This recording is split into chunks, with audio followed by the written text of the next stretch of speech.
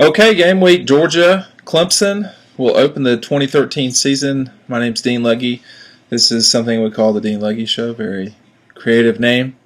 And if you're just watching this, obviously, you're probably familiar with dogpost.com. So that's what I run. I've run for 13 years, and we cover Georgia.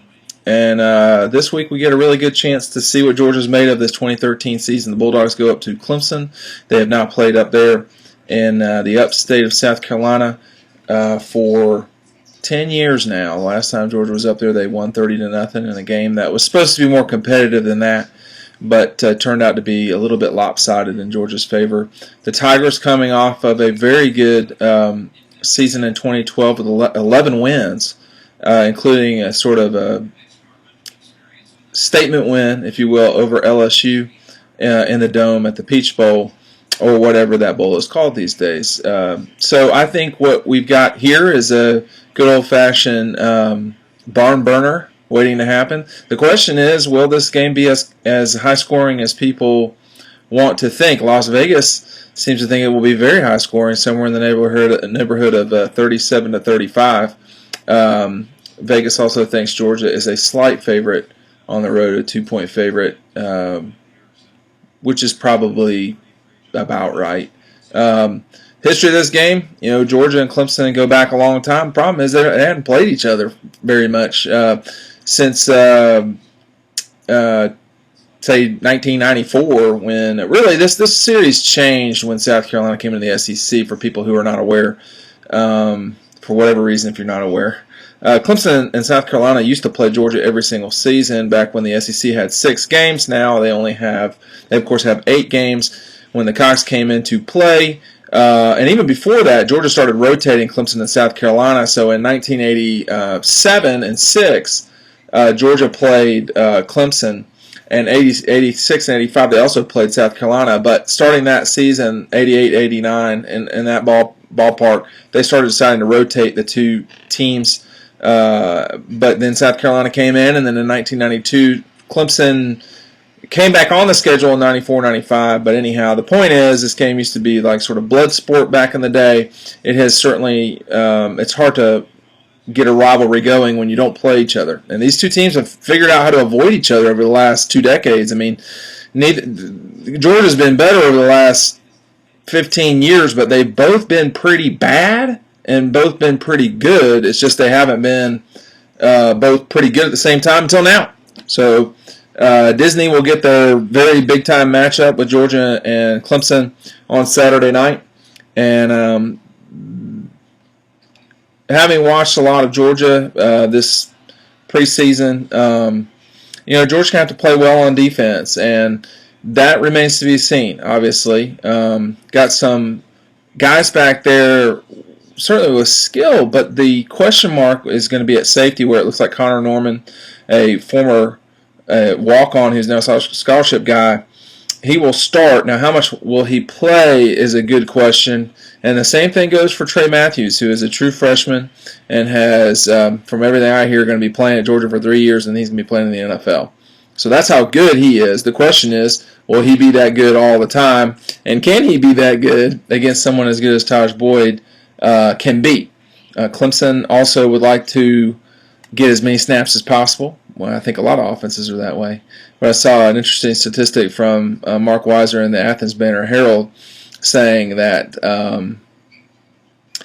all the teams that had over, I think it was 80 snaps against Georgia last season lost. So that was Georgia Tech, Tennessee, and somebody else. I think Missouri. So this game, a big one, obviously. The winner, kind of gets patted on the back and says, that's really great. If you're Georgia, then you have to go beat South Carolina next week, which is a vastly more important game because of the Cox being in the SEC. But if you're Clemson, this is a very important game. They want to have national legitimacy, which is understandable. And they have had their way with Auburn of late, and Auburn hadn't really been that great these last 2 years. I think everybody knows that. But they would like to get a win over another powerhouse SEC team. and they think they can beat Georgia, and they should. I don't know why a team would go into a game thinking they're going to lose. That's kind of the dumbest thing I've ever heard. But Clemson. The question for me with Clemson offensively is, can McDowell, their running back, who's replacing Ellington, can they run the ball effectively when they need to? And that will, to me, determine who wins the game. If Clemson can run, Georgia's going to have some problems because that will. I mean, Taj Boyd can throw the ball. That's not an issue, and Sammy Watkins can certainly catch it. The question is, can Clemson effectively run the way you need to beat Georgia? And everybody keeps talking. When you're at the beginning of the season, you kind of see what you want to see more than anything else, it seems like. And a lot of Clemson people are saying, well, Georgia was number 77 in the country in rushing last season. They just weren't very good at it. And they were not great. But that 77 number is a little bit off because Georgia played at the end of the season four teams that were primarily rushing teams, which was Nebraska, obviously two option teams in Georgia Tech and Georgia Southern, and then Alabama, who gutted Georgia. Well, Clemson's not Alabama in the run game, that we know. They're not an option team, okay? And then, in the bowl game, I think Nebraska, Taylor Martinez was a pretty good quarterback. So that's the challenge for Clemson. If they think that this Georgia team is ill-equipped on the defensive line and the front seven to deal with the run game, I think they're going to be in for a pretty big, surprise Saturday night. I do think Clemson's offensive line has improved drastically over the last few years, but it always just comes back for me to the physicality of the SEC versus everybody else. The reaction though back and correctly from Clemson is, well, we just dealt with that with LSU and we beat them. So so what? Well, that's true. There's no doubt about that. But that's one SEC team. That's not how it was against South Carolina for sure. Georgia's had their own struggles with South Carolina, but that's not how it was at all against South Carolina for Clemson that night. And Clemson when they lost to South Carolina for the fourth time in a row. So I think Georgia, unlike LSU, my only issue with LSU last year in that Peach Bowl was I'm not sure how interested they were in being there for whatever reason. And, Clemson was very interested in being there, and they won. And they were the better team that night. And, had Taj Boyd not been the quarterback for Clemson, I don't think Clemson would have won that game. So you can't really – bowl games are their own deal, kind of. And you can't project what happened in 2012 to what will happen in 2013, particularly for Georgia with so many guys turning over on defense. But Vegas has put Georgia as a 2-point favorite for a reason, and it's probably off of reputation of the physicality in the conference. Okay, so that, for me, Georgia should cover that line, but they definitely can lose the game. And a lot of people, I think that Georgia can kind of push out to a 2-score win, maybe 10 points, something like that. They're probably going to get everything that they are bargaining for. I mean, I've been to Clemson many times for games. It can get very, I don't know if nutty is the right place. It's not right term. I don't think it's necessarily anything Georgia's not seen before, but it still is there, and you have to deal with it. I mean, Murray and company are not going to be able to just talk out there unless they have a solid lead. And the other thing, that I would caution about this game is, Todd Gurley is a total man, and there were something like 5,000-yard rushers that went up against Bama last year, and he was the only one of those guys that had a 100-yard game. So that should tell you, that if Alabama's a measuring stick, I would say that Todd Gurley certainly passed that test that night. Now, can he do it again against Clemson? I would say yeah. Why would he not? But he could get hurt. He could just not play well. Clemson could jump out to a 21-0 lead like South Carolina did, and then Todd Gurley becomes irrelevant. So, if you're Georgia, you got to play well right out of the gates, and then hope that nothing dumb happens somewhere in between. I mean, it's probably going to be a 3.5 or 4 quarter game, and so they need to be prepared for that. I also have questions. If you're a subscriber on Dog Post, and there are thousands of y'all, then you get to ask me questions. And the rest of you who are watching this for free on YouTube, you're welcome. CamCat81, who is from Camden County, is asking, who from the freshman class is getting redshirted? A lot of people, as it turns out. But a lot of guys will play too. I mean, guys that will definitely redshirt are guys like, I would say, Ryan Rankin, Alden Bynum, just guys who you've not heard of or heard from yet. They're probably not going to play. Guys that will play, Shaquille Fluker, Shaq Wiggins, Trey Matthews. Another guy that will for sure redshirt, Bryce Ramsey. Brandon Cublano may or may not. Now, he's a guy that you kind of keep track of. And then another guy, 2 guys. I mean, Brandon Douglas is a fullback running back. He's really a running back. Somebody's got to be the third string back at Georgia, and it's going to be one of these 3 true freshmen. The question is, if you're not playing and you're one of those 3 true freshmen, do you redshirt or? I guess I would. So it looks like Brandon Douglas, though, from what Mark Richt said the other day, will play. It looks like J.J. Green's going to be the number 3 right now. So you got to see who's playing and who's not. You read the reports online, and you can see what we're writing. So here's the next question. Big Band Man. This is actually a pretty good question, I think. How is this year's team different than those the past 5 seasons in which Georgia won 8 games, lost 16 against top 25 opponents? This includes the 2011 and 2012 division championships, who had 4 wins and 6 losses. 5 years ago is 2008. I mean, Matthew Stafford was the quarterback. Or if you want to say 2009, Joe Cox. I mean, that's completely irrelevant. So it's a totally different program, different coaches. Players are completely different. So I don't think you can look at those 2 things and say, how is the team different? It's not. I mean, you've got different guys on the defensive line and the defensive front, but the offense is basically the same. The coaches are exactly the same, I think, if my math is right, except Chris Wilson taking over on the defensive line.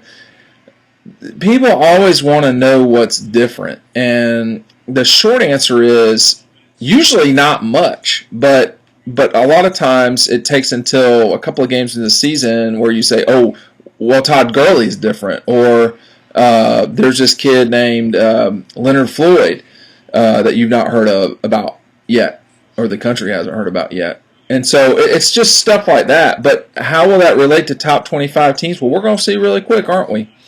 With Clemson and South Carolina right out of the gate. And then, LSU is probably, to me, of these 3 games, the game Georgia needs to watch out for the most. I mean, they're going to be all geeked up to play Clemson, and then South Carolina's going to come to town the next week. They'll probably just all adrenaline those 2 weeks, and then, they got to concentrate against LSU. So, we'll see. I mean, Georgia probably has 4-ish losable games. The first 2 weeks, LSU, and then the Gators. I mean, could they lose up at Vanderbilt? They could. Could they lose at Tennessee? They could. Could they lose at Auburn? They could. Are they going to? Probably not. We'll have to see how the season plays out, but probably not. So, I mean, you're going to lose. There's only been like 3 undefeated SEC teams the last 20 years. It's very rare. I mean, Alabama did it once. Auburn has done it twice. And I think Tennessee did it or something like that. But if you look back at the 03 national champions all the way up to here, there's only been 2 of them that have been undefeated. And then, Auburn was undefeated in 04. Tennessee was undefeated in 98. And I may be forgetting somebody else. But if you go back almost 20 years, it's uncommon. So people need to get perfection out of their brain that, they're going to be undefeated against all these teams. The point is to get to Atlanta and then play for the SEC championship. And if you can do that, I mean, you've accomplished all your goals. You get to Atlanta, and then you just try to win that game. And so Georgia will try to do that for the 3rd year in a row. Last year, everybody knows how that ended up, but it was, massive step forward compared to where they were in 2011, and good Lord knows it was a lot better than 2010. This is a question about the depth in the secondary at Georgia, and people watching. That's the problem. That's the quote unquote problem or concern right now at Georgia's secondary. It says, Dean, the latest depth chart has me in mind of a Hall & Oates song where Langley's starting over Dawson. Are really going to start two true freshmen and a walk-on in the secondary? Say it ain't so. Well, I mean, it's starting to look like that for sure. It's looking like a lot of inexperience and Damian Swan. Now, I will say this about Connor Norman, and Connor is a walk-on. He is not the most talented guy out there, but Josh Harvey Clemens is suspended. Corey Moore is hurt, and you're out where you're at. So, and Shaquille Fluker's had some injury issues. So, same issue with Shaquille Fluker. So, yeah. Now, the one that sort of surprises me is Langley over Dawson. We'll see how that goes. Clemson is not going to line up they're going to be where Georgia's in nickel and dime a lot. So those guys are all going to be on the field, and so will Shaq Wiggins. So there's going to be a lot of inexperience. Georgia had a lot of experience last year, and sometimes it didn't go so great. If you're good, you're good.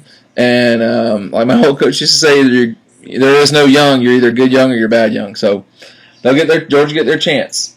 How long will Gurley and Marshall be playing in Athens for Georgia? Todd Gurley will be playing for exactly 3 years. Keith Marshall will probably be playing for 4. Todd Gurley, about halfway through this season, is halfway through his career at Georgia.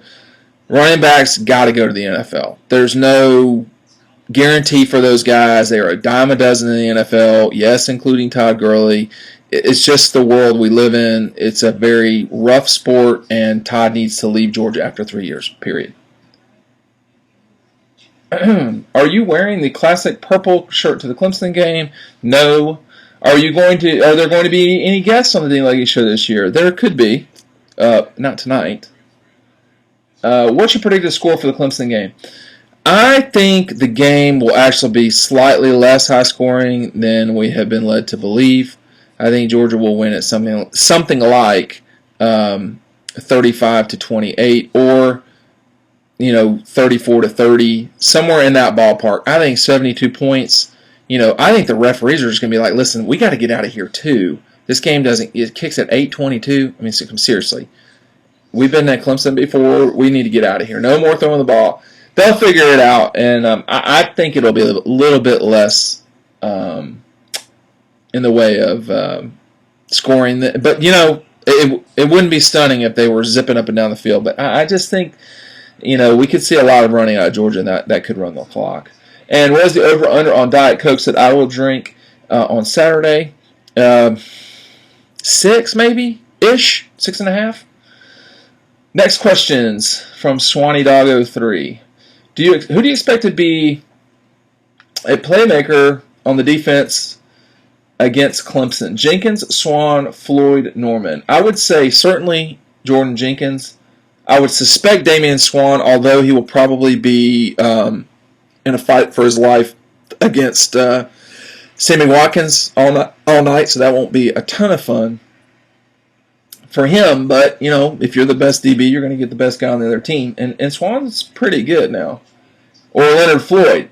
Leonard Floyd's going to be good, but they're going to need to get Clemson in the passing situations, and then let's not go crazy with Leonard Floyd. I mean, he's probably going to be one of the best players at Georgia over the next year or 2 or 3 or whatever, but right now, maybe not right this second. So let's just stand by on Leonard Floyd, although he is really good. That's not an exaggeration. Well, Mark Rigby asked at halftime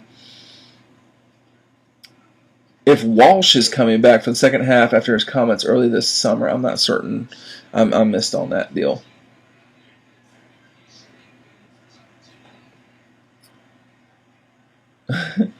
Let's move on to the other ones.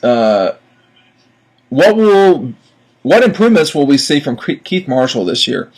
Keith's a little bit bigger, okay, through the chest. It's just bigger generally. He's not as big as Todd. He never was. And that's just not his body makeup.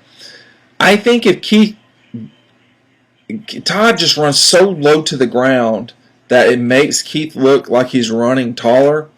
Let's not forget how good of a year Keith Marshall had. He had like something like the third or fourth best freshman season in Georgia history. Excuse me, like somewhere in the top 6, something like that. He had 700 some odd yards. I mean, that's really good, and particularly when you're sharing the ball with this guy named Todd Gurley. So, I mean, I think in terms of improvement, if you saw from the Tennessee game forward, you saw how much better Keith did, but in the conference, you're going to have 2 backs, and in the conference, the big guy who can run people over is going to be the guy that gets the ball a lot. So that's going to be Todd. But we will see improvement from Keith. I've been told by a lot of folks up there at Georgia that be ready because Keith Marshall could have a very good year. It just might be that it's not really noticed as much as Todd. So it's the world we live in. And then finally, doesn't this game really boil down to how well Georgia gets to Boyd with the front 7? If so, how well do you think Georgia will do up front? I do think that is a lot of it, and I think that Georgia's front 7 is slightly underappreciated because nobody knows who in the world they are. But it's not going to be the front 7. It's going to be the front, 16-ish, because they're going to be rotating that front 3. They're going to play about 8 or 9 guys on the front 3, and they'll probably rotate in, at least 4 linebackers, if not 5. So they're going to be a fair amount of guys in that front 7. And if you're Clemson, you don't want to get behind, because then you're going to get into a situation where you've been in against South Carolina in the past. And the pass rushers from Georgia are just going to be able to go rush the passer. And I can assure you, those guys can rush the passer. Leonard Floyd's going to make somebody look dumb some point in this season. It could happen Saturday night. It might not. I don't know. But he is making his people look bad at Georgia. And those guys, that's a pretty good offensive line at Georgia. So I do think it boils down to that. Well, listen. Next time we could have slightly more interactive show, but I think people like to just watch me talk straight into camera for whatever reason. And in summary, Georgia just by a little bit, they probably cover, although it's 2, so I'd say they win by 3 or 4. Wouldn't be surprised with a 2-score win. I would be surprised if Georgia got blown out. But I think they figure out how to win, and then the reaction, win or lose, is great, whatever, great scrimmage, guys. Now the season starts. And that is a really cynical but realistic look at things. I mean, the season starts when you play in the conference. They can lose to Clemson and win the national championship. So with that, Dean Legge Show, signing off.